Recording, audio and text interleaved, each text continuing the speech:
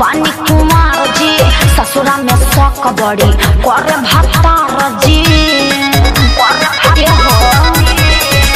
भइल बा शादी बाकी बानी कुमार जी ससुरा में शौक बड़ी करे भतार जी टेस्ट कैले नइखे तनी को जात में। अरे ये का बोलू हो शादी से पहले या शादी के बाद में आइल का अंतर तोरा समाज में।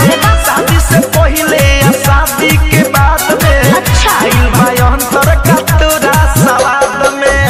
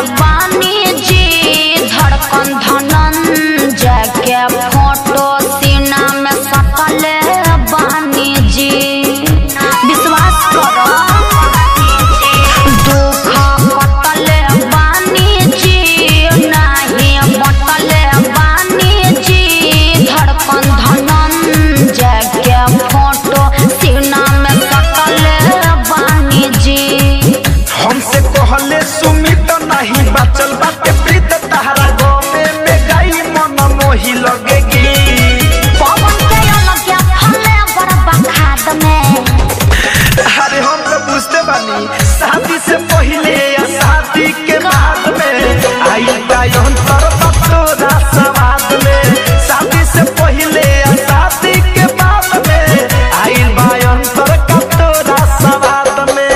भइल बा शादी बाकी बानी कुमार जी ससुरा में शौक बड़ी करे भतार जी टेस्ट कैले नइखे तनी को जात में। अरे ये का बोलू हो शादी से पहले या शादी के बाद में आइल का अंतर तोरा समाज में। शादी से पहले या शादी के बाद में आइल का अंतर का तोरा समाज में। सब बता दी। RCM म्यूजिक न्यू ऐप अभी डाउनलोड कीजिए हमारे गूगल प्ले स्टोर से और पाए भोजपुरी लोकगीतों का एक से बढ़कर एक ऑडियो वीडियो सॉन्ग बिल्कुल मुफ्त।